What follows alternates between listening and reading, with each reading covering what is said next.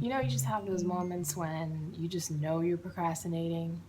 Like, I'm sitting here at my machine and I've been looking at like YouTube videos and looking on Instagram when all I need to do is to crack down and do this. This is in the same spot that I showed you the last time. And why is this? Because of this buttonhole area. What is it about the fly that I just need to do it? So how about you watch me do this? Okay, let's go. First, let's just give a shout out. Look at that little elephant, little watering can. It's cute, right? Anyway, all right, so the next step is to stitch the buttonholes. Yay! Boo. All right, so admittedly, it's been like a little bit of a minute since I've done a few buttonholes on my machine. So first things first, at least I remember what the foot looks like. So first things first, I'm gonna find a YouTube video since I really don't know where my manual is, and I guess it'll be a little faster this way than trying to figure that out. Will actually trap that size. So how does that work? Well, here, let's first get the buttonhole foot on the machine, so slide it underneath and attach it. Okay, so I just finished watching the video a couple times actually, I guess just to make sure that, you know, I had everything squared away. So this is my buttonhole foot for my machine. So you have this movable part right here, and this part kind of moves and slides as well. So this part obviously attaches to the machine, or to the foot on the machine.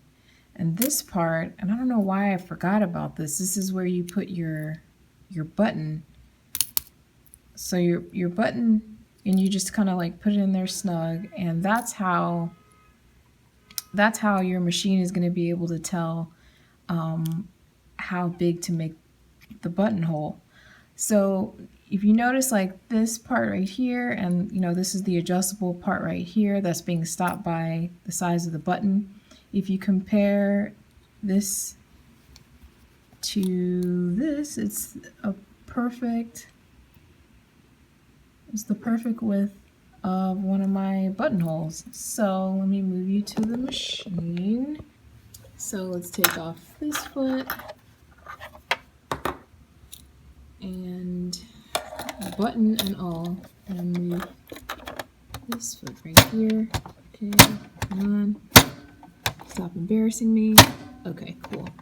So now it's attached, and there's also this component down here that's also with the, at least this is for my machine. I'm not really sure about how buttonholes are made for on other machines, but this lever right here, you just pull it down, and you see here it has like a little icon for a button and the arrows that it clearly goes up and down, but so you put it behind this marker here, and then I think it just basically moves back and forth the width of the buttonhole, but those guards basically are what tells it not to go further than this point.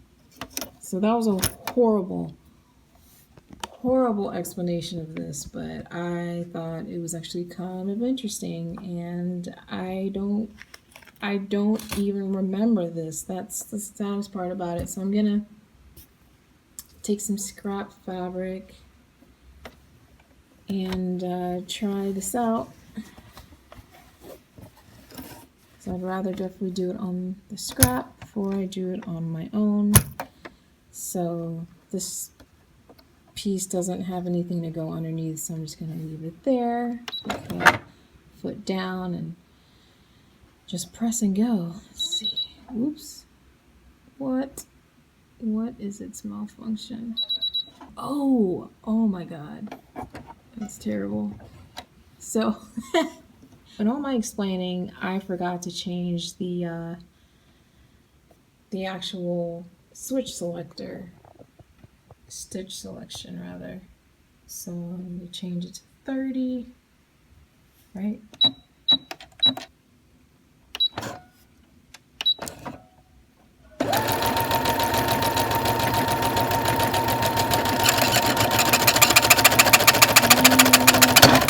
Uh-oh. Oh no. You know what? Like at first I was gonna be like, oh, let me edit this part out, but nope. You know what? These are some of the pains, the joy and the pain, the good times and the bad times of sewing. Let's see, what did I do?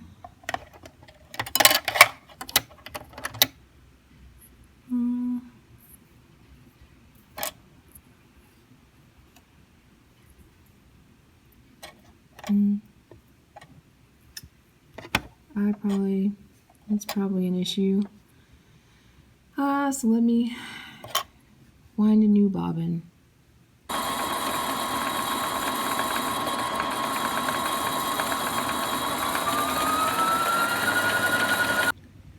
All right, and we are back. So new bobbin, freshly loaded. Let's see, take this out, put this back.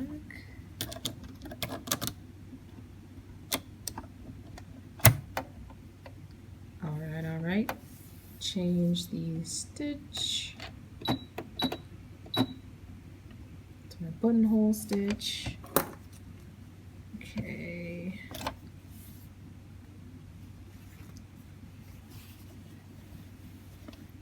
Scrap fabric, check.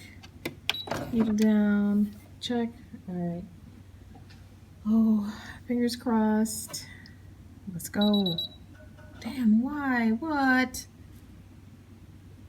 Oh. 30. Okay. Oh. Oh my gosh. Oh no. Oh no. Running out. Oh gosh.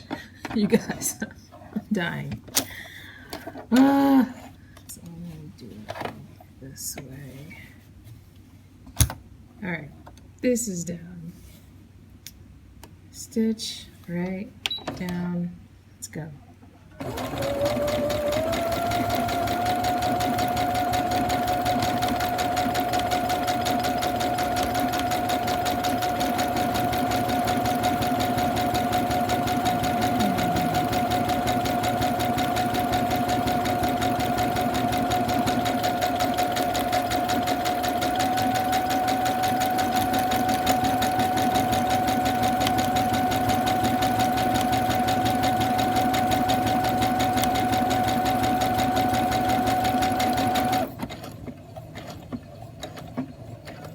Alright, yes, my friends, yes.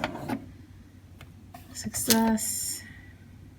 Success.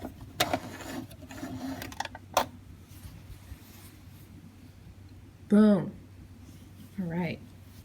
So I know a lot of people are like really scared about you know, like slipping some threads in here. And as they should be, but has everybody learned this trick? So you like just take a needle and you can go underneath. I like to go over top and then go underneath and then come out the other side, right? So as you can see, there's like a stopper right there. So you can just literally take your seam ripper, put it in like that, go for what you know, and that bar back there will stop it. So you don't like just charge and bust through on the other side. So it is perfectly open. So anyway, I'm definitely gonna try like a few more of these. Probably I should just go ahead and just kind of draw. This is okay. Oops. Actually, let me pick another part of the fabric. I think this is like an estimation of the distance. And then just so I know like exactly where to put it in my machine. So this is what I drew. And I'm gonna assume that it needs to be like right there, so like pretty much matching up with those, with the red lines on either side.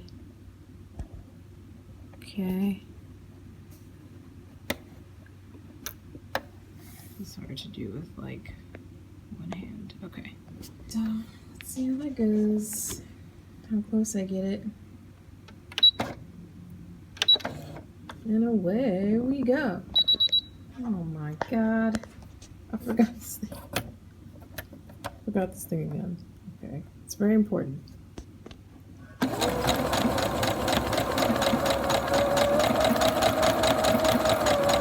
Yes, I think it landed like right on it. I'll show you guys from the side. So as you can see, it just goes right between those two markings.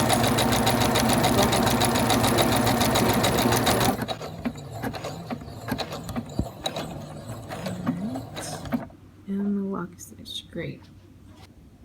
Well, that's basically close enough. I don't know if you can see like my original drawing, but it started where I wanted it to. So honestly, I think if I'm just consistent with my sewing, it'll be fine, but it looks good to me. Sweet. All right, so totally excited. I got these 2 buttonholes under my belt. One that I decided to go ahead and open in front of you guys. The other one I was just, you know, kind of practicing, but I think I can finally move on to the final fabric now. I'm gonna definitely do that now that I feel like I'm not on a roll, but I've gotten past, you know, like, I need to like do buttonholes. How do I do that again? Oh, I'll figure that out later. But if I would have really just put my mind to it, it probably would have been like a 10-minute detour on how to do buttonholes and then just fire through it. But my procrastination as usual has gotten the best of me because, as you can see, I haven't changed any lighting situation around me, but it is clearly dark outside now. So I will probably end the video here, at least for tonight. And hopefully work a little longer now that maybe I have gotten everything out of my system. I went to the refrigerator a million times. I've eaten twice. I actually put my first story on Instagram today that I haven't done in a year and a half.